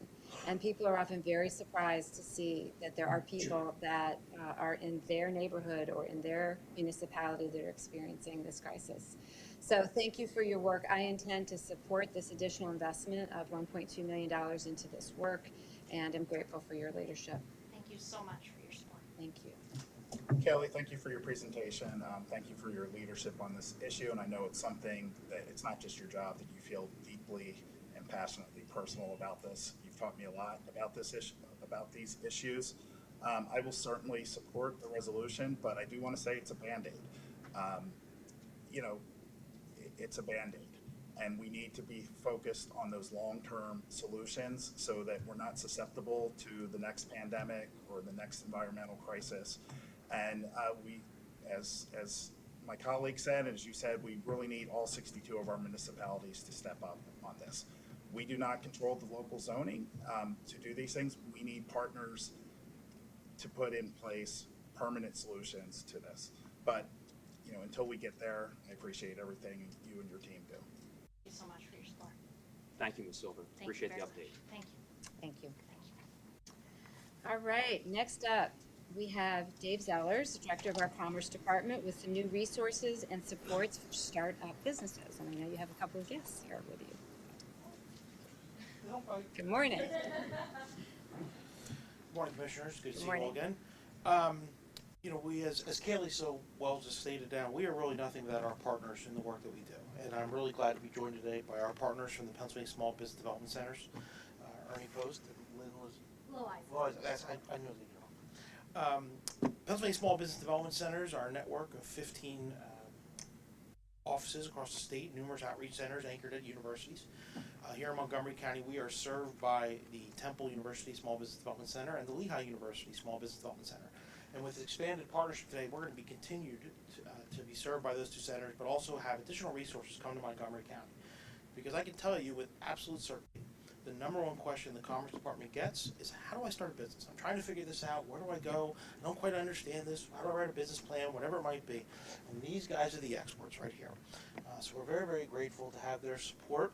And I don't want to steal their thunder. Ernie, I want to turn it over to you and let you tell the commissioners about what's going to happen. Okay. Well, Good thank you. morning, welcome. Thank you, Commissioners, for your time this morning, and thank you, Dave. I want to just thank Dave and his entire team at Commerce Department for their welcoming us to come and enhance the services here in Montgomery County. As Dave mentioned, we have a network of 15 SBDC centers across the Commonwealth. Montgomery County has been served well by both Temple University SBDC and the Lehigh University SBDC.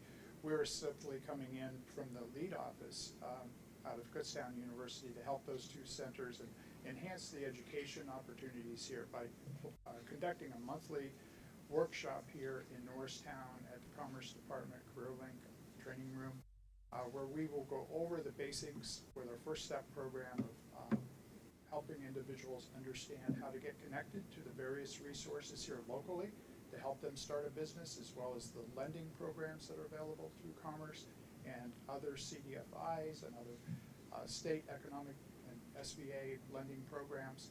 We will help them then go to the next step of developing the business plan with a monthly workshop here at our local SBA office in King of Prussia. We are funded as an SBDC through the Small Business Administration and through the Department of Community and Economic Development and through our individual host institutions. Last year we served over 14,000 clients with one-to-one coaching, mentoring, and consulting. So those resources are available to any individual in the county at no cost, and they're available to both individuals that may have an idea that need help furthering that and testing the viability of that idea to start a business, as well as established businesses. We will start the program on September 22nd. We already have the first course workshop that will be live, filled with a waiting list. So we are going to offer that program the third Thursday of every month here in Norristown from noon to 2 o'clock. And then we will be following the first Thursday of every month with a business model planning workshop at our SBA office, again from noon to 2 o'clock. So we're welcome to help and support to get the word out about these free classes that will be offered. And then Lynn will be offering and assigning the individuals that are ready for that one-to-one mentoring and coaching, She'll be assigning them to one of the members at either Lehigh or Temple University SBDC to do some of the follow-up work. In addition to our regular SBDC services, we are also we manage under the lead office out of Kutztown, the Southeast Procurement Technical Assistance Center, which helps established businesses get registered to do business with any of the federal agencies or the prime contractors, which we have a lot of opportunities in that area. So this program will also, we're going to be enhancing and making available on site here at the Commerce Department on a regular basis. So again, I just want to introduce Lynn so she can give a little bit of her background. Will be our Assistant Director of Capital Acquisition. Lynn? Okay, good morning, welcome. Good morning, Lynn Loaiza. I work with the PA SBDC. I have a background in education, finance, and marketing. Currently, I work as a business consultant with the Dauphin County, the Berks County, and the Chester County area with a focus of the historically underserved areas. I meet with my clients, I provide them information, resources, and just give them insight and recommendations to help them with their current needs and any problem solving. So I look forward to building a relationship with Montgomery County in the KOP area, and please, use our resources. They're free. Spread the word for us, and we look forward to building a community here. Thank you. I did just want to add, and I'm really very appreciative of this support because, like I said, it is by far and away the most frequent question we get from the public.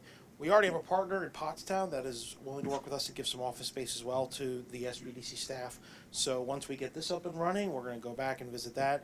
We have, Kalama has already asked me to have Lynn come out and do a walk along Marshall Street here, the two of us together. So we're going to be doing that in the coming weeks. We really want to use this as a great opportunity to get these resources out into the community more and more. Like I said, we're very well served by Temple and Lehigh. I mean, gosh, it seems like forever ago we were at the ribbon cutting when Temple opened the Ambler Outreach Center.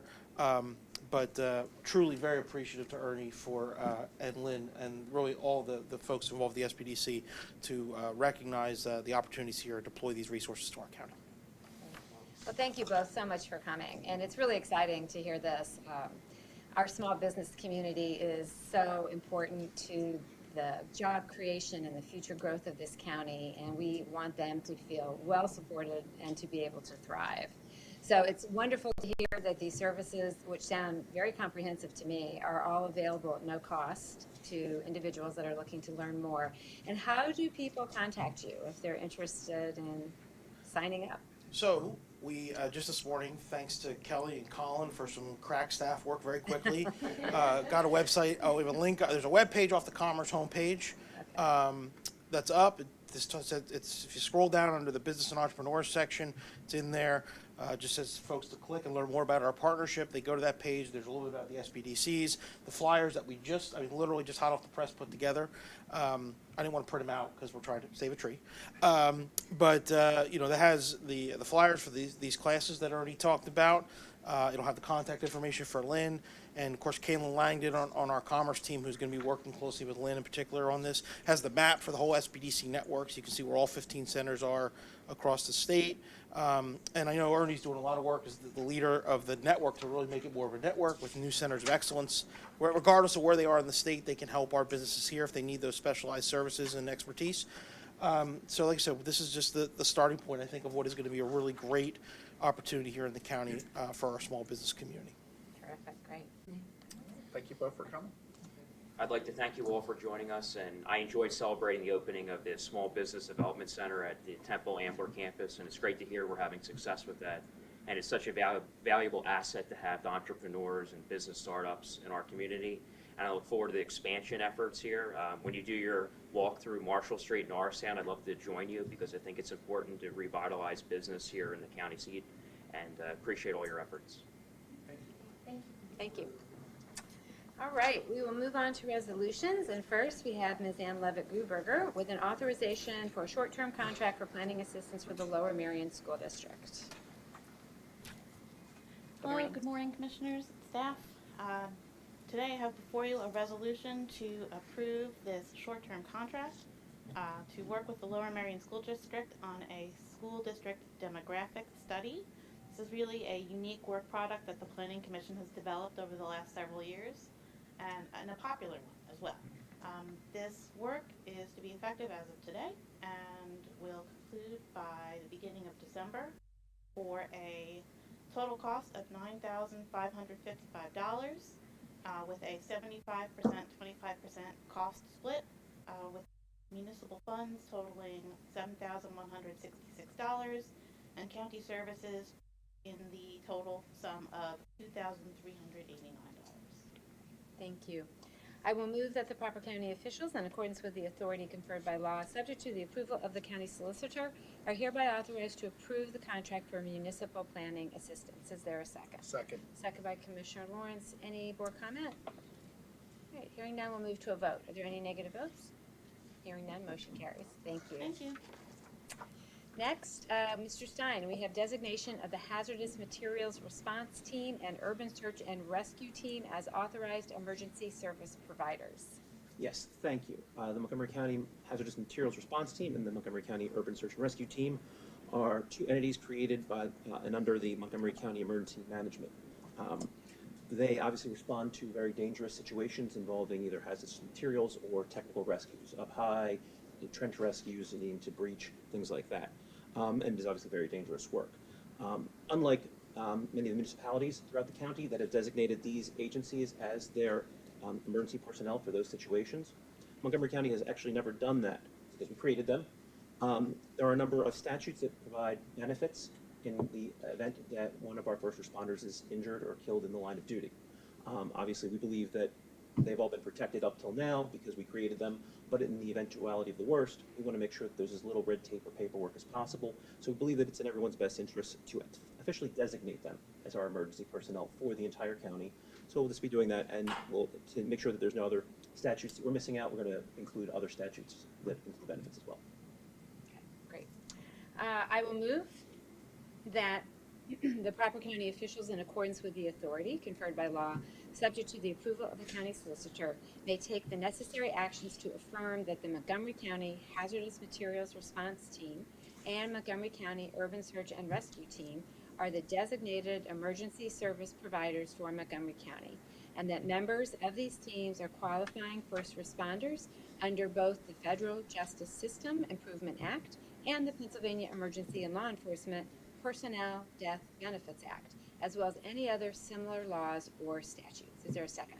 Second. Second by Commissioner Lawrence. Any board comment? I just want to say that we're so grateful to the folks that basically volunteer on most of these rescue missions. We talked about this when we acknowledged the anniversary of Hurricane Ida a few weeks ago, and these folks put their lives often at quite a bit of risk, and I'm so pleased that we can provide them a little bit of assurance that should anything happen, and hopefully it never will, but there will be hope for them if that should occur. So thank you for this, Mr. Stein. Any other comment? All right, hearing none, we'll move to a vote. Are there any negative votes? Hearing none, motion carries. Next, we have a lease extension for the Abington District Court. Mr. Stein? Yes, this is a request from the courts, specifically related to Abington District Court 38-1-4, Judge Kessler. We have been in that location for over 10 years, and the district courts would like to renew for an additional 10-year period. It would actually bring down our costs. We are currently paying $29.24 per square foot. This would reset us back to $23.65 per square foot with 2% annual increases for the next 10 years.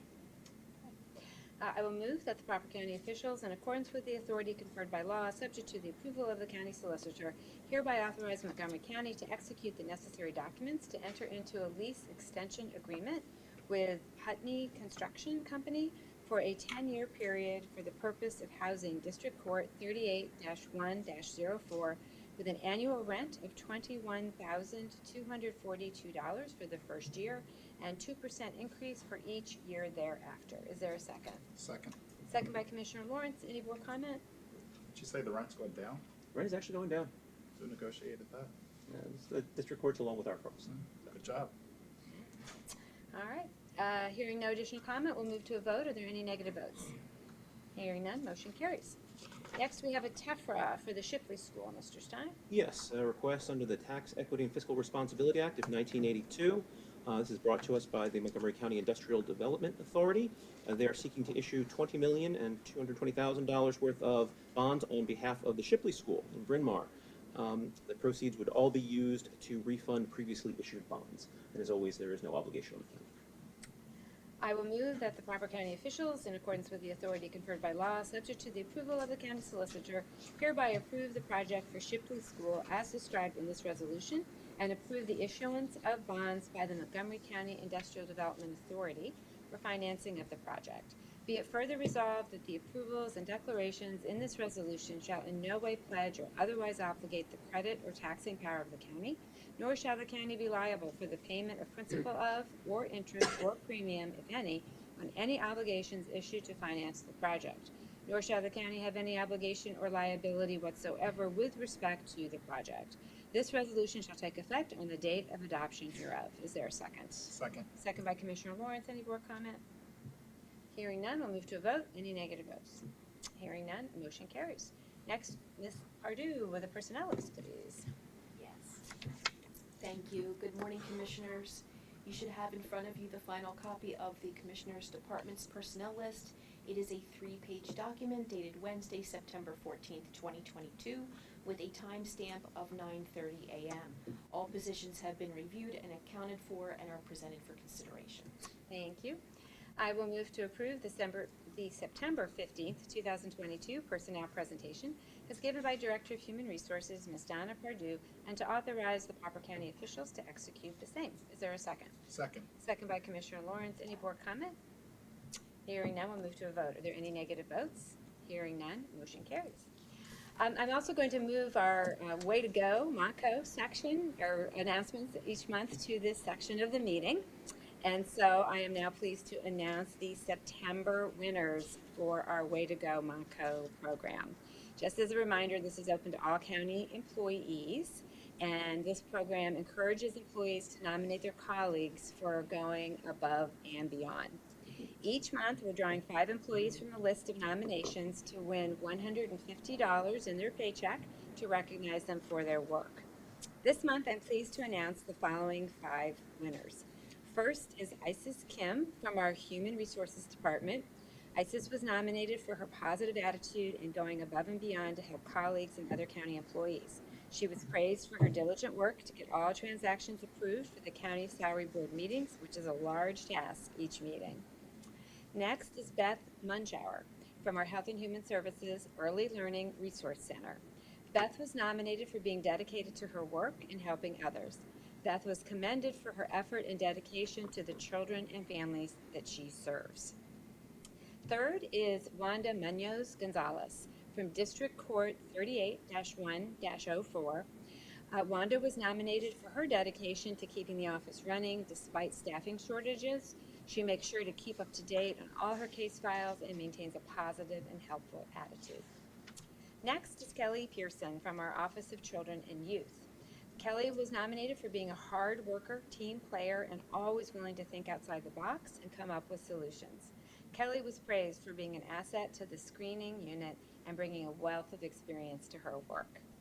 And last this month, we have Sue Ward from Parks, Trails, and Historic Sites. Sue was nominated for filling in while one office position was vacant and going above and beyond.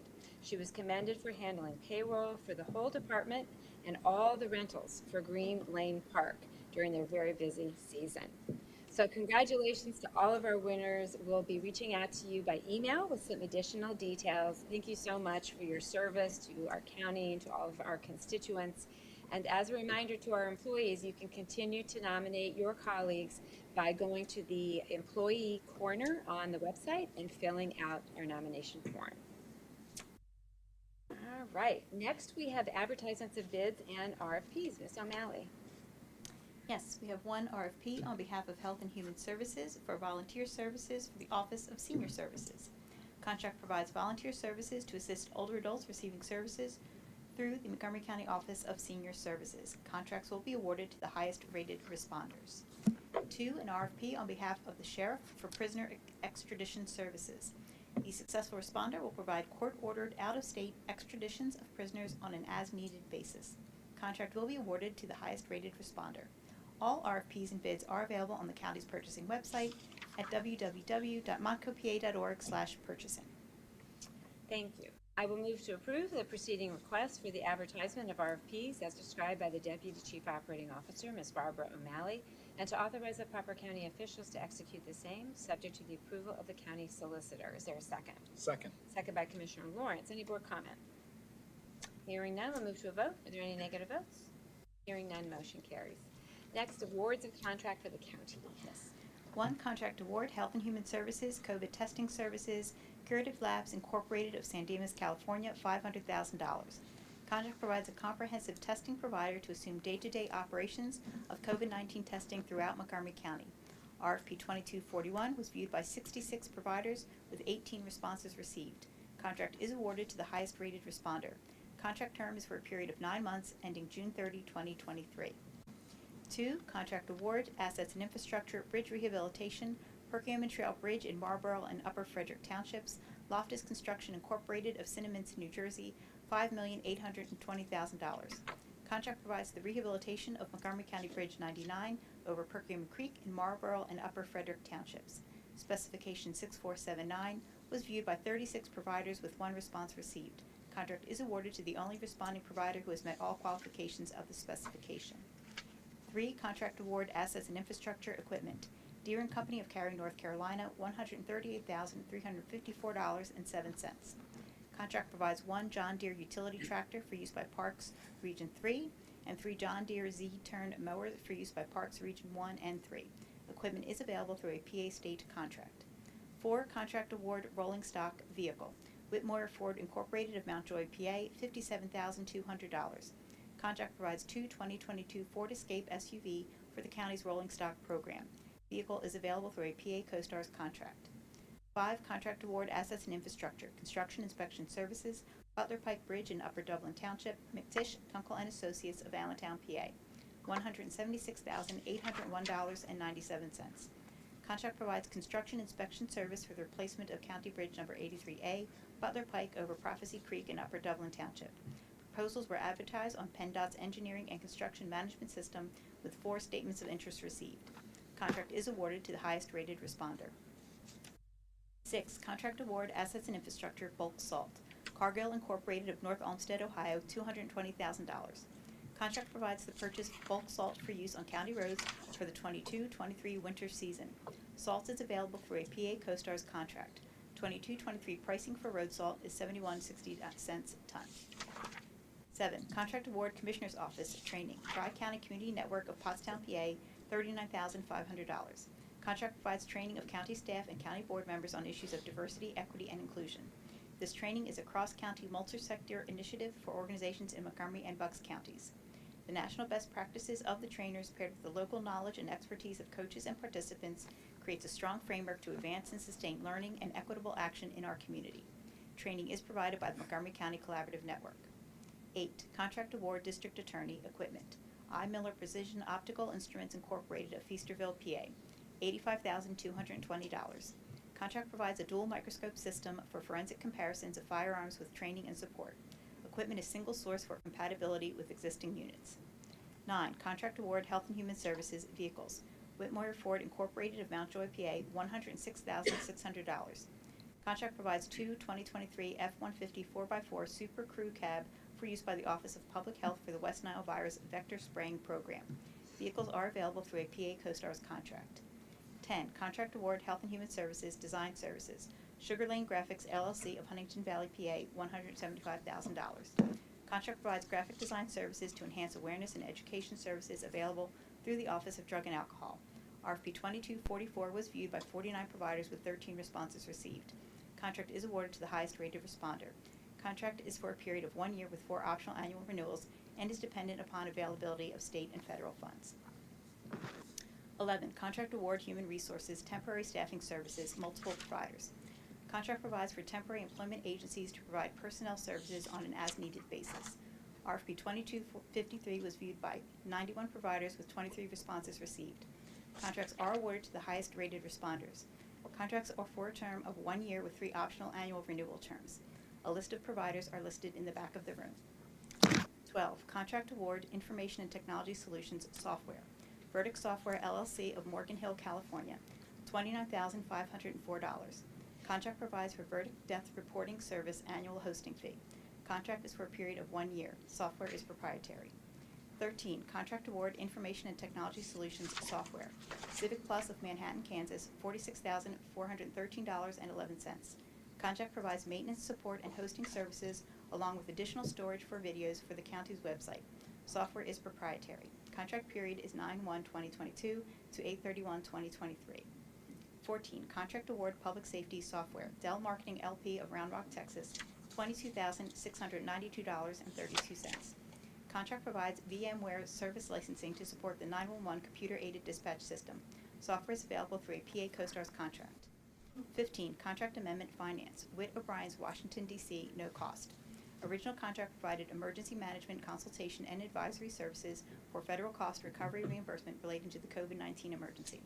Amendment provides a no-cost time extension of the contract through 12/31/2022 for final closeout and audit support.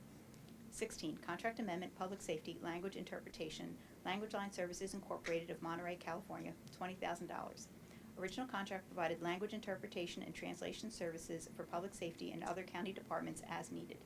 Amendment provides for costs related to the increased need for language interpretation services across county departments. 17, Contract Amendment Public Safety System Enhancements, Geographic, a division of EBA Engineering Incorporated of Lancaster, PA, $105,000. Original contract provided enhancements of GIS services for the computer-aided dispatch system, which will integrate with the new Next Generation 911 system.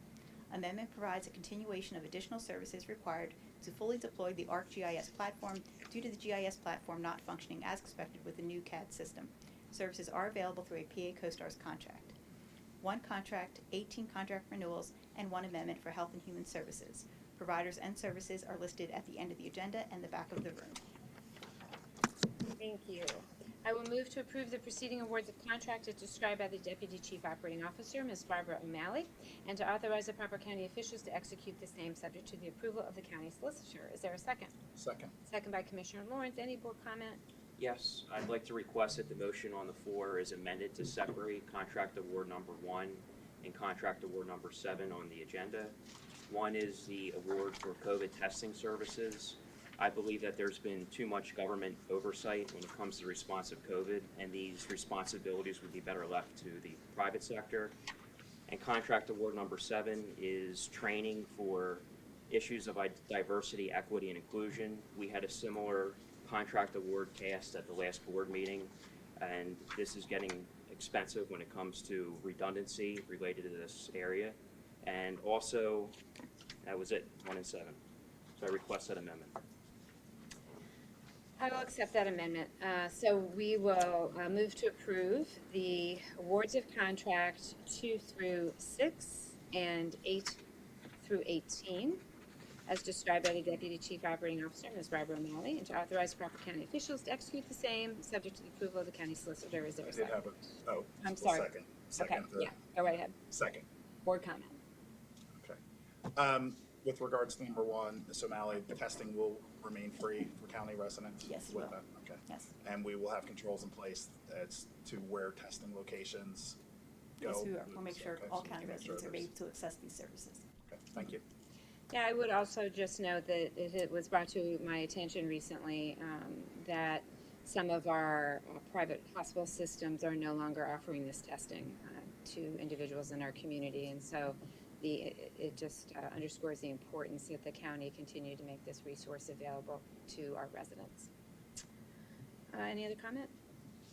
All right, hearing now, we'll move to a vote, of which we're not actually voting on 1 and 7 right now.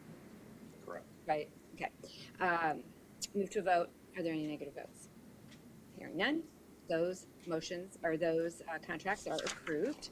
I will now move to approve the awards of contract numbered 1 and 7 as described by the Deputy Chief Operating Officer, Ms. Barbara O'Malley, and to authorize the proper county officials to execute the same, subject to the approval of the county solicitor. Is there a second?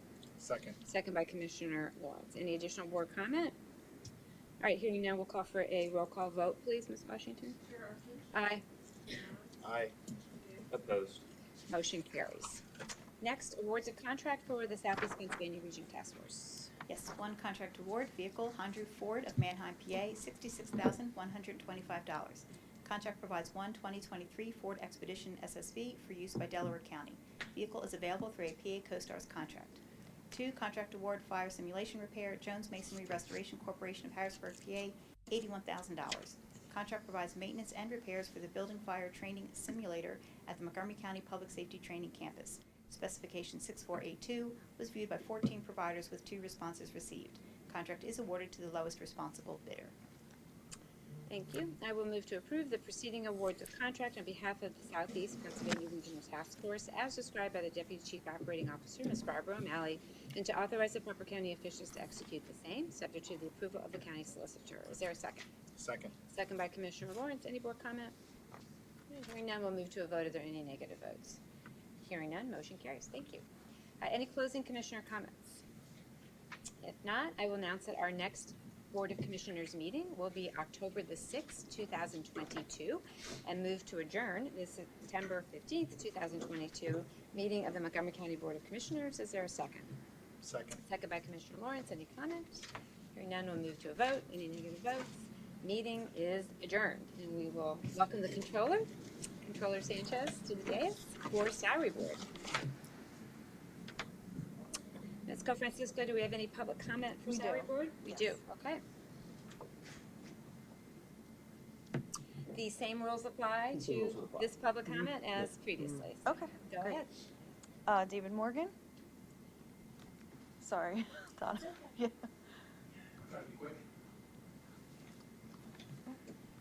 I support the presentation that Anna Trout did last meeting. This is a very important issue for young people, the suicide prevention. Mr. Warren, sorry, how does that relate to salary board? Just because it's related to that task that people are doing. For This is related to the approval of the changes in salary. So this, your comment can only be related to the action, which is the change in salaries. Changes in salaries. Well, then, the only thing I could add at this point is that for sufficient employees to help our DA because he's down 31, maybe a lateral move in salaries. Is that good? That isn't germane to this. I thought it might help with your salary component that you know someone who's working in one field could help this lack of help for the police. I'm happy to discuss that with you, but this is not germane, so please sit down. Thank you, Mr. Morgan. You're welcome to bring your comments up next meeting during the general public comment if you wish. Ms. Pardieu. Good morning. Oh, I'm sorry. Is there any other public comment? No? Okay. All right. Ms. Pardieu. I apologize. Good morning, members of Salary Board. You should have in front of you the final copy of the Salary Board list. It is a 4-page document dated Wednesday, September 14th, 2022, with a timestamp of 9:30 a.m. Of note, we have 3 retirees: Maribel Pagan from daycare after 20 years, Jean Marie Morrison from the DA's office after 10 years, and Lisa Fetzer from juvenile probation after 29 years. All positions have been reviewed and accounted for and are presented for Salary Board consideration. Thank you. Is there a motion to approve the September 15th, 2022 Salary Board presentation as given by Director of Human Resources, Ms. Donna Pardieu, and to authorize the proper county officials to execute the same? So moved. Moved by Controller Sanchez. Is there a second? Second. Second by Commissioner Lawrence. Any board comments? Just want to thank our retirees. That is a lot of service and experience that we are losing this week. Hearing no additional comments, we will move to a vote. Are there any negative votes? Hearing none, motion carries. Is there a motion to adjourn the September 15th, 2022 meeting of the Montgomery County Salary Board? So moved. Moved by Commissioner Lawrence. Is there a second? Second. Second by Controller Sanchez. Is there any board comment? Hearing none, we'll move to a vote. Any negative votes? The meeting is adjourned. Thank you. Quicker than that. Wow.